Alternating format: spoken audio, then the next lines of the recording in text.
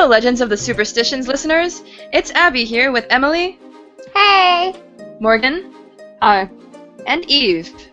I'm gonna be honest, I got laid last night. Jesus Christ. Seriously? I apologize out there, but that's the beauty of live. Or pseudo-alive, I guess. Broadcasting. At least you know we're real people and not robots. Oh, a lot was real last night. Anywho, for those of you who checked the interview updates, you will know we had something of a lead after our break in the case last update. We know Rose was approaching Weaver's Needle from the tiny town of Tortilla Flat, which, to you, doesn't seem odd.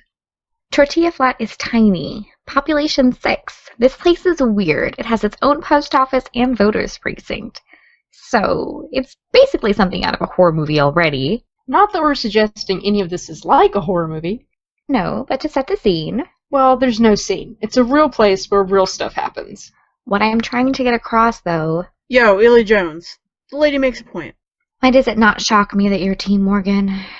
What's that supposed to mean? No one is Team anything. Tortilla Flat is weird, and Rose was there. We know from looking at the maps and the location of her backpack, which the police department has refused to release pictures of, despite this being a public case. But whatever, I'm not bitter. We learned from the interview with one of Rose's soccer teammates, Teresa, that she started frequenting Tortilla Flat to meet up with someone she identified as a hiking partner.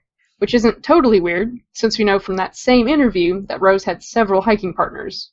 Except that this dude, Max Detweiler, was 10 years older than her and a rabid conspiracy theorist. Wait, should we be saying his name? Too late now. It's a person of interest in a public investigation. Yeah, but this is getting into some private... Max has a blog called Weird in the Wilderness, where he talks about all sorts of things. Apache legends about the mountain, passed down stories, and, most prominently, the Lost Dutchman's gold mine. Why don't you give them a little more background on that? Well, this fabled gold mine... which is one of at least 3 similarly named mines in the United States, all with similar legends. Morg, really? Am I not the cultural expert? I do research also. What we do know, though, is that Jacob Waltz was real. This is the aforementioned Dutchman, who's actually German, who came out west in the 19th century looking for gold like everyone else. Supposedly, he was gifted land from the Peralta family. Now you can learn more about them and the history of their own gold cache on my blog. But Walt started making the 50-mile trek from the desert to Phoenix, boasting about his gold. He was obviously followed back into the desert several times, and those stalkers ended up dead or missing. Evidence? Eventually, the Dutchman got sick, and on his deathbed... Oh, here we go. He bequeathed some of the clues to a woman at the inn who had been taking care of him and the doctor with them. The woman and the doctor were never able to make sense of these clues or his map. Because he was a delusional nutcase. And ended up selling them. Since then, several people go out each year and hunt for the gold mine, and many end up missing or dead as well. Now let me tell you my research. The only reason people today care about this supposed buried treasure in the mountains is because of a man named Adolf Ruth. This guy got himself killed in the desert trying to find the mine. Before then, it was a tiny little local legend at best. You failed to point out that it was obvious Ruth was murdered, with his head found away from his body, his own treasure map missing, and a note written in his checkbook claiming to have found the mine, with Veni Vidi Vici written inside. And what does this have to do with a teenage girl who went missing in the desert today in 2016? Because I checked out Mr. Detweiler's social media and found the last update he made on Twitter. The day before Rose was reported missing was Veni Vidi Vici. Which doesn't prove anything. And you're suddenly interested in this? It can't be that shocking that I have an opinion on this drivel I'm forced to listen to, constantly.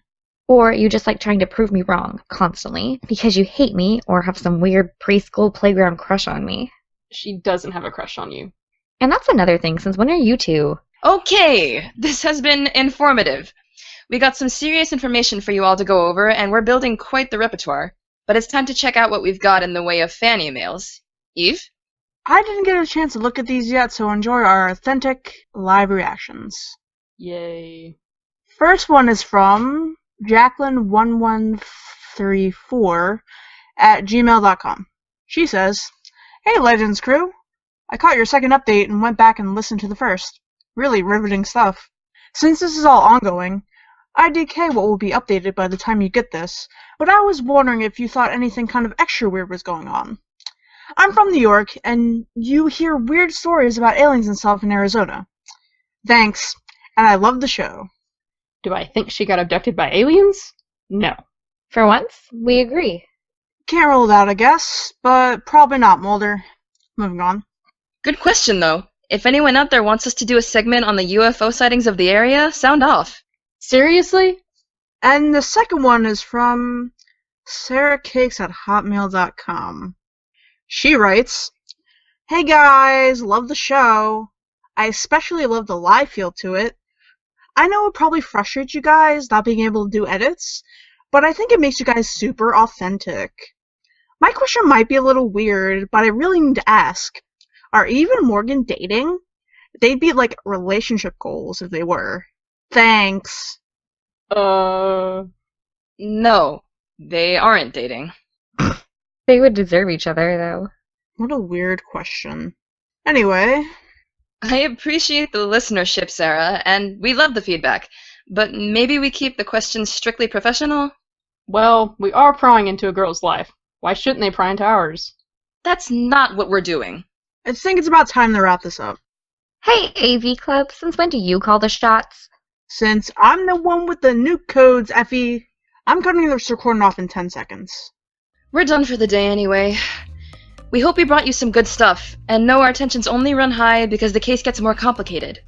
We've been Abby, Emily, Morgan, and Eve. Check back for more updates soon.